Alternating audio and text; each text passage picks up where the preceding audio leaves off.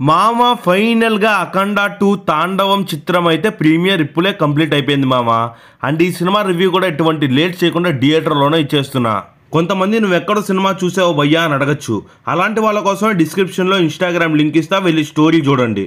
And ఇంకా అఖండ 2 తాండవం ఎన్నో అవధుల మధ్య, ఎన్నో పోస్ట్ పోన్ల మధ్య ఈ సినిమా అయితే ఫైనల్గా థియేటర్లోకి వచ్చింది ఈరోజు ప్రీమియర్స్తో.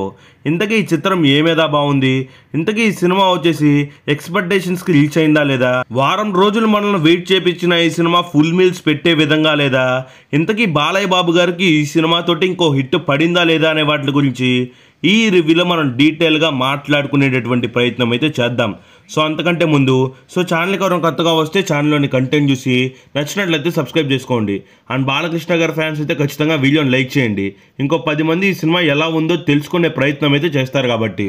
అండ్ ఇంకా మనం సోదా ఆపేసి ఇక మూవీ రివ్యూ విషయానికి వస్తే, ఫస్ట్ థింగ్ మూవీలో నాకు నచ్చిన పాయింట్స్ మరియు నచ్చని పాయింట్స్ గురించి మాట్లాడుకుందాం. ఫస్ట్ థింగ్, నాకు మెయిన్గా మూవీలో నచ్చిన పాయింట్ ఏదన్నా ఉంది అంటే అది బాలకృష్ణ గారి క్యారెక్టరైజేషన్. మూవీ అఖండ 1లో వచ్చేసి అఘోరా క్యారెక్టర్ చాలా తక్కువ లెంత్ ఉంటుంది. ఈ మూవీ మొత్తంలో కూడా మెయిన్ హైలైట్ వచ్చేసి అఘోరా క్యారెక్టరే. అండ్ మూవీలో 23 మినిట్స్ దగ్గర ఎంట్రీ సీన్ ఉంటుంది. అక్కడి నుంచి మూవీ క్లైమాక్స్ మొత్తం కూడా అఖండ క్యారెక్టర్ చుట్టూనే తిరుగుతుంది. అండ్ మూవీ స్టార్టింగ్లో వచ్చేసి అఖండ 1కి సంబంధించినటువంటి రీక్యాప్ సీన్స్ అయితే చూపిస్తారు. అండ్ అఖండ 1 ఒకసారి మనకి గుర్తు చేసే ప్రయత్నం కూడా చేస్తారు. ఇక దానికి కంటిన్యూషన్గా స్టార్ట్ అవుతుంది ఈ మూవీ. ఈ మూవీ స్టార్ట్ అయిన తర్వాత ఆఫ్టర్ ద 10 years అని చూపించి, దాని తర్వాత ఆ చిన్నపిల్ల పెద్ద అయిన తర్వాత వచ్చే ప్రాబ్లమ్ని, అండ్ అఖండ 1లో వచ్చేటటువంటి ఏ సమస్య వచ్చినా నీ దగ్గరకు వస్తా అనే రీక్యాప్ సీన్ని చూపించిన తర్వాత మన సినిమా అయితే స్టార్ట్ అవటం మొదలవుతుంది. And first Balayya entry scene వచ్చేసి దాదాపు 12 minutes కాడ అవుతే, ఇక next second Balayya entry scene కూడా 23 minutes అయితే పడుతుంది. ఇక అక్కడి నుంచి మాత్రం సినిమా అయితే వేరే లెవెల్కి వెళ్తుంది. ఇక ప్రీ ఇంటర్వెల్ సీన్ అయితే నెక్స్ట్ లెవెల్ హై ఇస్తుంది. ఇక ఇంటర్వెల్ సీన్ వచ్చేటటువంటి బ్యాక్గ్రౌండ్ స్కోర్ కానీ, అక్కడ వచ్చే బ్యాంగ్ కానీ, అక్కడ వచ్చేటటువంటి ఒక ఫైట్ సీన్ కానీ, సర్జికల్ ఫైట్ కానీ అక్కడైతే వేరే లెవెల్లో అనిపిస్తుంది, గూస్ బంప్స్ తెప్పిస్తుంది. అండ్ మూవీలో వచ్చేటటువంటి ఆది పినిశెట్టి గారి ఎంట్రీ సీన్ అయినా, నెక్స్ట్ వచ్చేసి ప్రీ క్లైమాక్స్ దగ్గర వచ్చేటటువంటి అతని ఫైట్ అయినా, అతని చేతబడి సీన్ అయినా నిజంగా రియలిస్టిక్గా ఉంటుందని చెప్పాలి. అండ్ మూవీలో వచ్చేసి తమనన్న బ్యాక్గ్రౌండ్ స్కోర్ ఇంకా నా ముందైతే కదులుతుందని చెప్పాలి. నిజంగా లిటరల్గా బ్యాక్గ్రౌండ్ స్కోర్ అయితే వేరే లెవెల్లో ఉందనిపించింది. నెక్స్ట్ బోయపాటి మామ నీకు గుడి కట్టినా తప్పలేదనిపించింది అనమాట. సో ఆ రేంజ్లో డైరెక్షన్ అయితే ఉంది. అండ్ మూవీలో మొత్తం పాజిటివ్స్ అయినా నెగిటివ్స్ ఏం లేవా అంటే మూవీలో కొన్ని బొక్కలు ఉన్నాయని చెప్పాలి. మొదటిగా అది ఏంటో చూస్తే, first of all run time.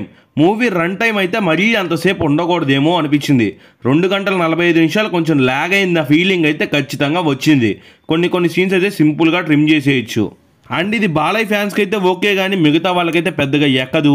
అది ఏంటంటే సినిమాలో ఉన్నటువంటి ఓవర్ ద టాప్ ఫైట్స్ అయితే మాత్రం చాలా ఎక్కువ ఉన్నాయి. కొన్ని ఫైట్స్ అయితే ఓవర్ యాక్షన్ లాగా అనిపిస్తుంది. అది బాలకృష్ణ గారి సినిమాల్లో కామనే. సో కాబట్టి ఇది ఒక నెగిటివ్గా తీసుకునే ప్రయత్నం అయితే చేయకూడదు. లాజిక్స్ పట్టుకునే వాళ్ళు ఎవరు కూడా ఈ సినిమాకి అయితే మాత్రం ఖచ్చితంగా దూరంగానే ఉండండి. లాజిక్స్ పట్టించుకునే వాళ్ళు అయితే మాత్రం ఖచ్చితంగా జై బాలయ్య అంటారు. ఇక ఓవరాల్గా సినిమాలో ఇంకేమైనా నెగటివ్స్ ఉన్నాయా అంటే అది సినిమాలో వచ్చేటటువంటి అఖండ 3 అనేటటువంటి ఇంకొక అనౌన్స్మెంట్. సినిమాలో అఖండ పార్ట్ 2 కొన్నిసార్లు స్టోరీ అయితే పెద్దగా ఎక్కదు. మళ్ళీ అఖండ పార్ట్ 3 కూడా మనకి క్లైమాక్స్లో అయితే అనౌన్స్ చేశారు. ఈ అఖండ పార్ట్ 3 దేని గురించి ఉంటుందో కూడా కొంచెం హిట్ కూడా ఇవ్వలేదు. సో కాబట్టి అఖండ పార్ట్ 3 ఎందుకు అనౌన్స్ చేశారో మరి నాకైతే అర్థం కాలేదు. ఇది ఒక నెగిటివ్గా అనిపించింది. ఇక ఓవరాల్గా సినిమా ఎలా ఉంది భయ్యా, ఈ సోది మొత్తం ఆపేసి సినిమా ఏ విధంగా ఉంది, బాగుందా లేదా అనే విషయానికి వస్తే ఓవరాల్గా బాలకృష్ణ ఫ్యాన్స్కి నచ్చిద్ది. అండ్ కామన్ ఆడియన్స్ వచ్చేసి కేవలం ఒక్కసారి చూసేటటువంటి ప్రయత్నం అయితే చేయొచ్చు. ఓవరాల్గా సినిమాలో కొన్ని ఫైట్లు అయితే ఓవర్ ద టాప్ వెళ్ళిపోయాయి. అవన్నీ కాదు భయ్యా నాకు బాలయ్య బాబు సినిమాలు ఇష్టం అంటే ఖచ్చితంగా ఈ సినిమాని 2-3 సార్లు అయినా చూసేయచ్చు. ఓవరాల్గా సినిమాకి రేటింగ్ ఇవ్వాల్సి వస్తే 3.5/5 and which is an super hit film అని. అండ్ మూవీ చూసినట్లయితే మీకు ఎలా అనిపించిందో కూడా కింద కామెంట్ చేయండి. మళ్ళీ ఇంకో వీడియోతో అయితే కలుద్దాం.